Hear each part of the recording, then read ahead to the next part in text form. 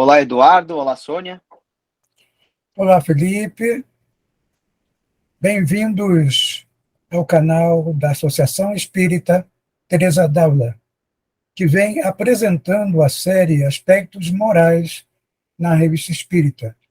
Série esta que tem como objetivo trazer artigos de cunho moral para a nossa análise e para a sua análise e interpretação de conceitos que o Espiritismo nos transmite em suas obras clássicas, né, suas obras básicas, nos estudos que fazemos em nossas casas espíritas.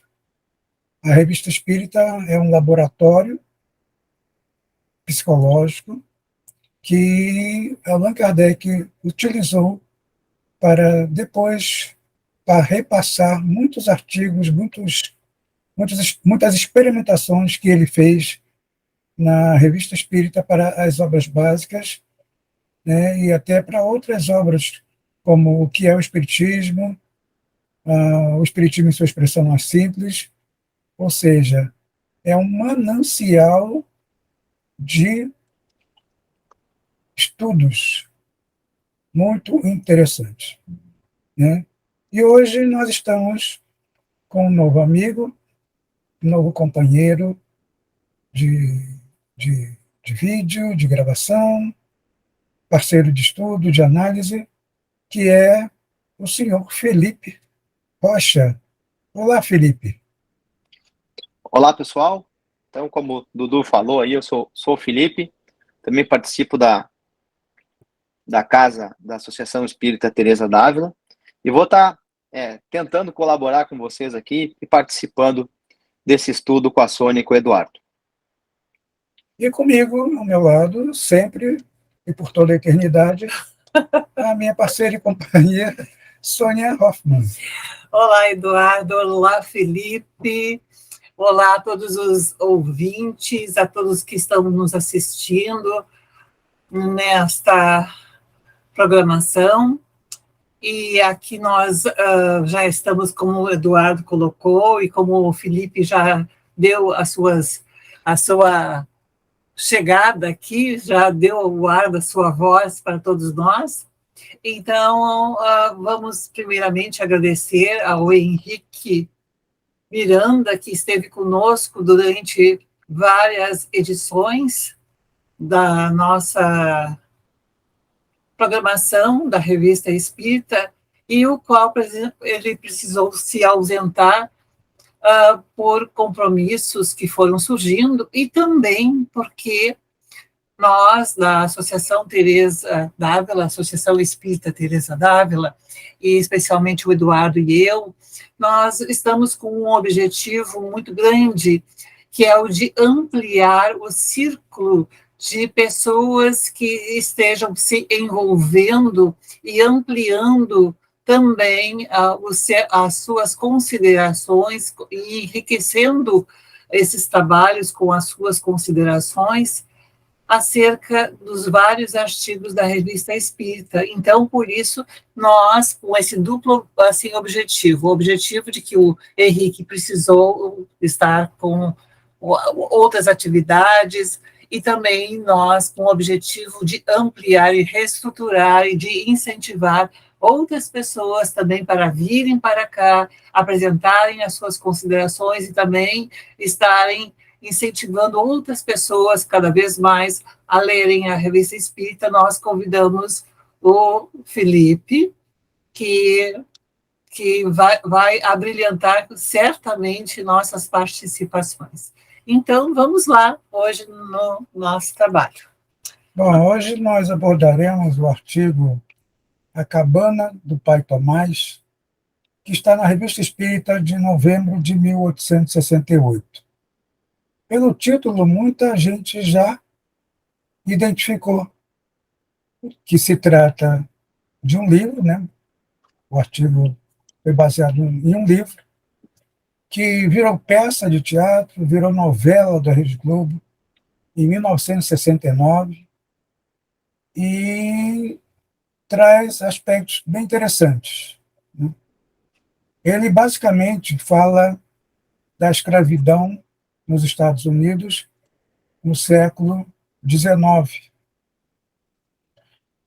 Um pouco antes da Guerra Civil Americana, chamada Guerra da Secessão, que se passou entre os anos de 1862 e 1865. Né? E onde os escravos deste livro, né, cujo herói foi o pai Tomás, que foi inspirado exatamente em um escravo que também participou, realmente houve. Então, a autora deste livro, ela se inspirou em fatos reais. Em fatos reais, sim, reais. sim, sim.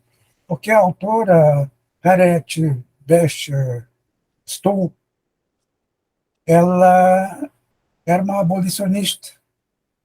E ela ficou sendo uma pessoa muito influente nos Estados Unidos por causa das suas obras. Ela publicou 30 livros, né? E também por sua posição e debates públicos sobre as questões sociais americanas daquela época. E é importante nós colocarmos que este livro ele foi publicado bem antes da publicação da primeira obra básica do Espiritismo. E neste livro, Allan Kardec considerou bastante importante colocar na Revista Espírita, porque tem alguns pontos que abordam, mesmo não tendo naquela época, na época de 1852, quando ela escreveu, essas ideias reencarnacionistas e também de fundamentação espírita não estavam circulando. Então, Allan Kardec trouxe para a Revista Espírita justamente esta publicação para que nós possamos refletir o quanto o Espiritismo e a doutrina espírita é algo que vem desde sempre, que sempre esteve presente em todos os momentos da humanidade. Agora, antes de entrarmos mais profundamente no texto em si, o nosso companheiro Felipe tem mais uns dados sobre a autora, não é isso, Felipe? É isso, então, pessoal. Então, complementando um pouquinho o que o Eduardo e a Sônia falaram, estão buscando alguns arquivos, né, históricos. Esse livro realmente foi baseado numa história real, né, de um escravo que viveu em meados de 1830. E teve uma grande importância, inclusive na Revolução Americana, na Guerra Civil Americana, né? Inclusive tem uma frase do Abraham Lincoln, até hoje ela não é reconhecida, mas ela é bastante dita, que no encontro do Abraham Lincoln com então presidente dos Estados Unidos, né, com a senhora Harriet Stowe, ele disse, então foi essa pequena senhora que ocasionou essa grande guerra. Mas depois, quando a gente vai vendo o livro, a gente vai percebendo que, na verdade, ela incentivava mesmo, era a posição cristã e do senhor Pai Tomás, né? Sim. Como alguém que cedia bastante as imposições do seu tempo, né? E que foi sempre um senhor respeitável e trabalhador. Mas tem um outro dado interessante que eu gostaria de falar, é que na revista de 1867, então um ano anterior a essa publicação, na página 225, Allan Kardec nos traz um texto do parlamento americano que está debatendo sobre a inclusão da mulher na participação do voto. Então, e a mulher em questão, né, era a senhorita Harriet Elizabeth Beecher Stowe. Então, a mesma senhora que escreveu esse livro. Nesse período, ela estava se candidatando a cônsul, estava sendo discutido se ela poderia ou não participar, né, como alguém membro do governo americano. E como ela tinha ficado muito famosa por conta do livro, né, ela acabou ganhando mais essa notoriedade, porque ela já vinha de uma família reconhecida. Mas é interessante como essa senhora teve uma participação grande assim, nesses movimentos iniciais, né? Tanto da inclusão do escravo, né? Quanto da inclusão da mulher no meio político, no meio social. na sociedade da época. E tem Isso. mais um fato legal do livro também, que ela escreveu o livro, o que motivou ela, além dos contos que ela tinha lido desse escravo fugido para o Canadá, foi a criação da lei em 1850, da lei do escravo fugido, né? Então, ninguém poderia participar ou prender ou ajudar escravos que tentassem fugir. Essa lei foi criada em 1850. E ela começou a escrever o livro e pensar no livro um pouco após essa criação dessa lei como uma forma de protesto. São esses os dados aqui.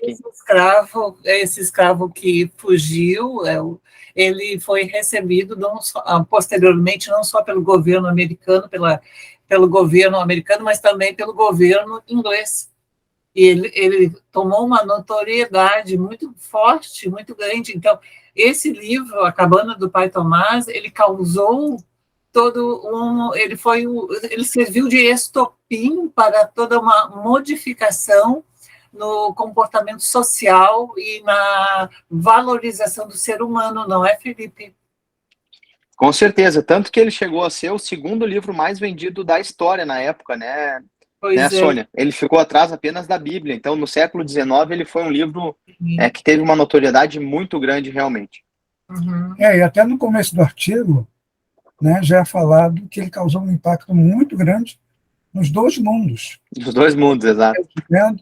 No mundo americano, né, na América, e na Europa. Interessante.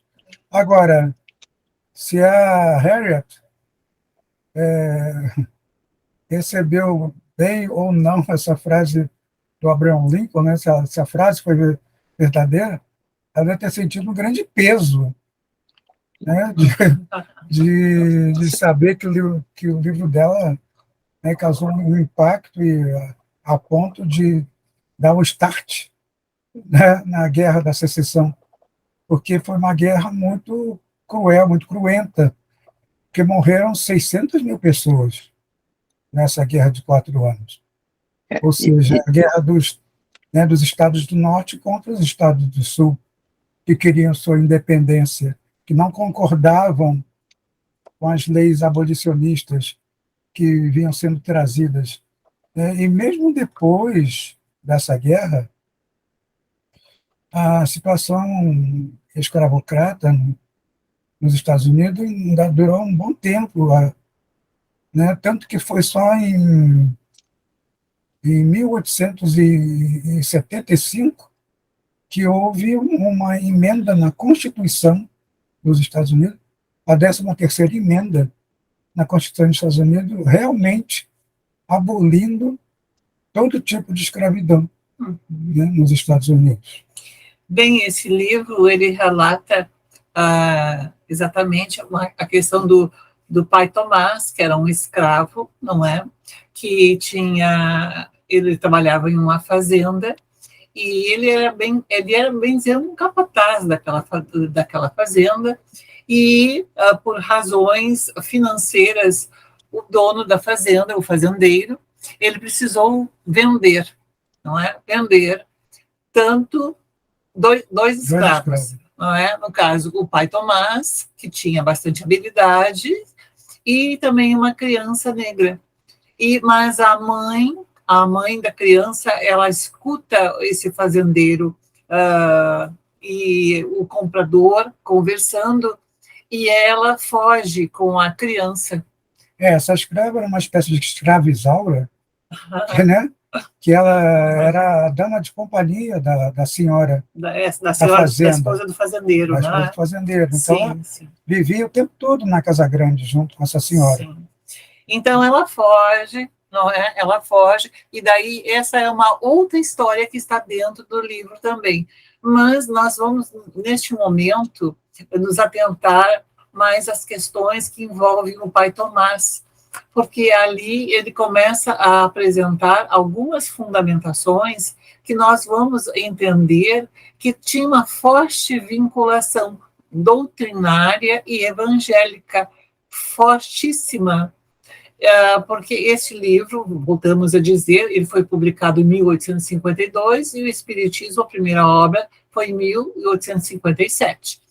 Então, O pai Tomás já começa quando o pai Tomás ele é afastado da sua família, ele se despede da sua esposa, dos seus filhos, e há, claro, um entristecimento muito grande, e o pai Tomás ele pega e diz para a esposa que ela fique tranquila, porque quem está sendo vendido é ele, e não nem os seus filhos, e nem ela, e que eles vão permanecer em segurança, e eles estarão protegidos por Deus, assim como ele também há de estar.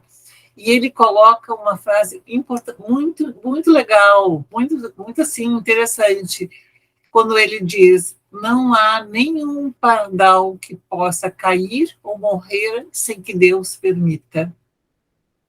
Então, se tudo aquilo que está acontecendo, e ele conversa dizendo, se isso está acontecendo para mim, Deus permitiu por uma determinada razão, por um motivo.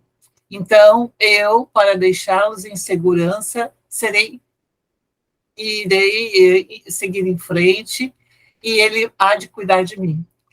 Aliás, falando em Deus, esse livro ele tem um aspecto muito importante que norteia praticamente todo o livro, até o final. Sim, sim. É o fato de que as famílias que tratavam bem seus escravos eram famílias cristãs, que também queriam cristianizar os seus escravos. Tanto que o pai Tomás ele recebia aulas de alfabetização do filho do fazendeiro. Sim, né, que gostava muito também, dele, né, para ele poder ler a Bíblia, que foi uma grande companheira do pai Tomás até o final do livro. Uhum. Seja, então, mas mesmo assim, a força da escravidão era tão grande naquela época que mesmo as famílias cristãs que tratavam bem seus escravos, não tratavam como animais, como outras fazendas, né, principalmente que tinham negros nas lavouras, essas famílias, quando a coisa apertava, né, eles tinham que apelar para a venda dos seus escravos para poder sanar suas dívidas. Né? Então, em primeiro lugar, estava esse aspecto material, e não o lado cristão. Mas esse lado cristão favoreceu muito a que essas questões doutrinárias permeassem todo o livro nas atitudes de outros personagens. Mas é importante também dizer que o filho do fazendeiro que auxiliava o pai Tomás, ensinava o pai Tomás a ler e escrever, ele era uma criança, um pré-adolescente. E assim que ele foi vendido, tanto ele quanto a mãe afirmaram para o pai Tomás que logo que possível eles juntariam dinheiro e iriam trazer o pai Tomás de volta para viver com eles. E nós vamos, claro que nós não vamos dar nenhum spoiler neste momento, não é? Mesmo porque nós incentivamos firmemente que vocês leiam esse clássico universal. Exatamente. Então, mas assim, a fundamentação cristã, este rapaz, esse pré-adolescente, que logo mais adiante vai crescer e se tornar um adulto, ele vai fortalecendo esses ideais cristãos firmemente em seu caráter. Então, nós vamos ver no final do livro uma questão bastante importante e interessante. Mas este é um final, é um spoiler que eu vou deixar para todos vocês depois. Quem quiser, leia não só o artigo, mas também leia toda a obra na íntegra. Então, o pai Tomás, ele é levado, não é? Ele é vendido, e a pessoa que compra o pai Tomás, ele é uma pessoa bastante arrogante e leva de navio, leva para que o pai Tomás seja vendido para um outro fazendeiro, leva para o sul. E quando o pai Tomás está no navio, ele ficava, assim, algumas horas sentado, olhando o mar e orando, e também sempre firmemente nos seus propósitos de que Deus o estava protegendo. E uma menina chamada Evangelina. Olha o nome dessa menina. Evangelina. Uma menina chamada Evangelina, ela estava com o seu pai e estava também com uma tia neste navio, e ela tinha o hábito de ir falar e conversar com todas as pessoas no bar, no navio, não só pessoas, outros viajantes, mas também os próprios trabalhadores do navio e os escravos que lá se encontravam. E ela começou a fazer muita amizade com o pai Tomás, e ela gostava muito do pai Tomás, ela começou a admirar o pai Tomás, porque ele tinha uma forma muito assim tranquila de conversar com crianças e com adolescentes. Ele tinha um trato muito legal, muito bom, e essa criança gostava muito de conversar com ele. E ela vai e pede para o seu pai comprar o pai Tomás, comprar e ficar com ele. E é o que realmente o pai da Evangelina, ele acaba fazendo, porque ele fazia todas as vontades dela, ele gostava muito da filha, ele compra o pai Tomás. E o pai Tomás é levado para, então, essa fazenda, não é? Que era outra família cristã. Que era outra família cristã. Foi muito bem tratado mesmo, não é? E muito respeitado nos seus valores. E lá... Mas não diz o que aconteceu com o pai da menina. Não, ainda não. Ele está achando que eu mudei com esses pais. E lá... Nem com a mãe, né? Nem com a mãe. Pois é. Mais fatos espíritas ainda vão se apresentando, porque há uma percepção da presença da espiritualidade nos mais variados aspectos, e também há certas abordagens até mesmo reencarnacionistas são colocadas. E essa menina, com o tempo, ela vai ficando adoentada, e ela diz que ela não vai durar muito tempo, ela sabe disso, porque está sendo dito para ela que ela não vai ficar muito tempo entre as pessoas. E, realmente, com o tempo, ela vai ficando mais doente, e o pai Tomás vai percebendo também que estava se aproximando o dia do desencarne dela, e ele fica próximo, né, no corredor, junto também muito com a tia, e inclusive essa própria tia, que se chama Ofélia, a tia, ela tem uma conversa previamente com a mãe da Evangelina, e pergunta para a mãe da Evangelina se ela não se preocupava com a forma como ela tratava os escravos, porque ela é extremamente intransigente, enquanto o pai, a Evangelina e a Ofélia, que era a tia, eram até respeitosas e amigáveis com os escravos, a esposa não era. Ela era muito intransigente, ela tinha muito assim, ela gostava muito da escrava que ficava com ela, mas com os demais escravos ela não tinha nenhum tipo de cuidado. E ela diz, e daí essa esposa, a esposa do Sinclair, ela disse que não ia ter, não teria porque ele era um negro, ele era um escravo. E daí a Ofélia pega e diz, mas ele é um espírito livre, e como um espírito livre, todos nós teremos de dar satisfação para o tribunal divino, por sabermos cuidar ou não cuidar dessas pessoas. Então, isso tem um caráter, assim, espírita bastante forte, não é, Felipe? Sem dúvida, né, Sônia? A gente vai acabar observando ali vários trechos, ali, vários pontos, né, que denotam um conhecimento dessa transcendência, né, da alma. Sim. Tem várias passagens ali que a gente vai vendo, inclusive na Revista Espírita, eu acho que é o que Kardec se direciona mais, né?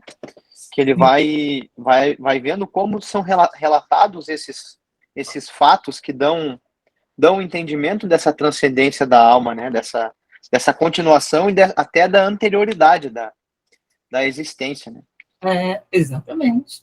E tem outro trecho que ele acaba falando ali, né? Também dentro do livro, né? Que ele parecia vir de outro tempo, que teve uma vida anterior, talvez até com uma certa representatividade social, né? Porque trazia em sua alma caracteres elevados. Então, é interessante essas passagens, assim, como a gente vai vendo, mesmo antes do Espiritismo, como tu bem disse no início, né? E dentro de uma religião, né? Luterana, calvinista, né? Presbiteriana, né, Eduardo? Sim. Presbiteriana naquela época, né? Que é bem intransigente quanto ao destino da alma, né? Uhum. Já conseguia se ter essa crença e esse entendimento, né? É muito interessante esse aspecto. Agora, a gente já está se encaminhando para o final. Eu gostaria que o Felipe lesse lá no finalzinho do artigo, tem uma observação de Allan Kardec, né, e novamente convidar nossos amigos e amigas a lerem um artigo na íntegra. Nós vamos ter a Cabana do Pai parte 2? Tomás. Não.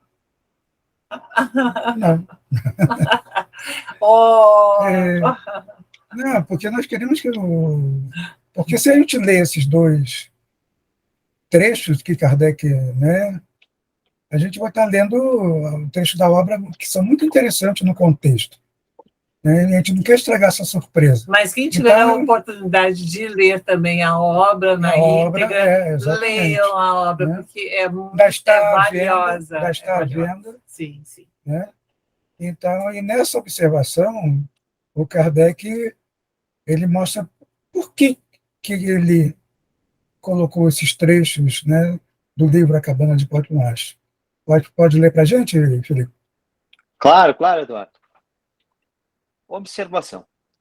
É impossível exprimir mais claramente a ideia da reencarnação, da origem de nossas inclinações e da expiação sofrida nas existências posteriores, pois é dito que aquele que foi rico e poderoso pode renascer na pobreza. É notável que esta obra tenha sido publicada nos Estados Unidos, onde o princípio da pluralidade das existências terrestres há muito tempo foi repelido. Ela apareceu em 1850, na época das primeiras manifestações espíritas, quando a doutrina da reencarnação ainda não havia sido proclamada na Europa. A senhora Betty Stove, então, a havia acolhido em sua própria intuição. Aí via a única razão plausível das aptidões e das propensões inatas.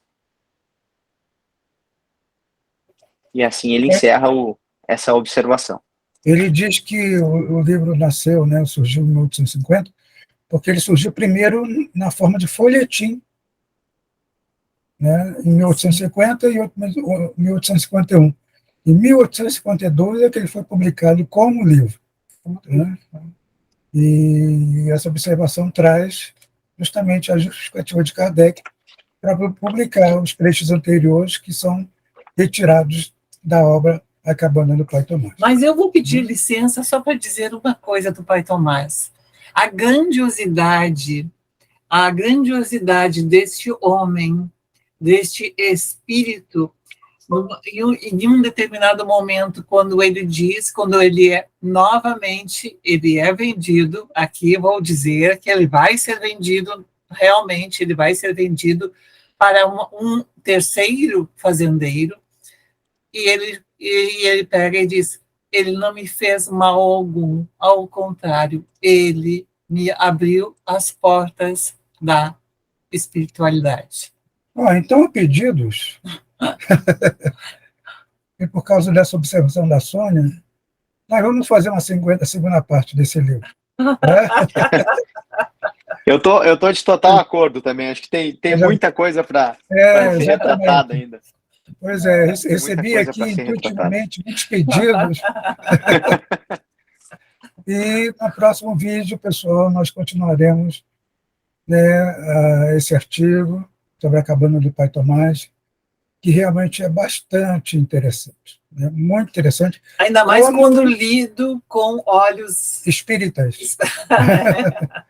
Né? A gente vai vendo coisas que até Kardec não colocou no seu artigo, mas é que é muito, muito, muito interessante. Então, fica aqui o meu abraço para todos. Compartilhem este vídeo. Inscrevam-se no canal da Associação Espírita Teresa d'Ávila, porque além da nossa série, lá vocês vão encontrar palestras muito interessantes, estudos, né, e outro material que vale a pena assistir. Um abraço a todos. Um abraço para todos. Um abraço. Um grande abraço e até mais. Até mais. Tchau. Tchau, tchau.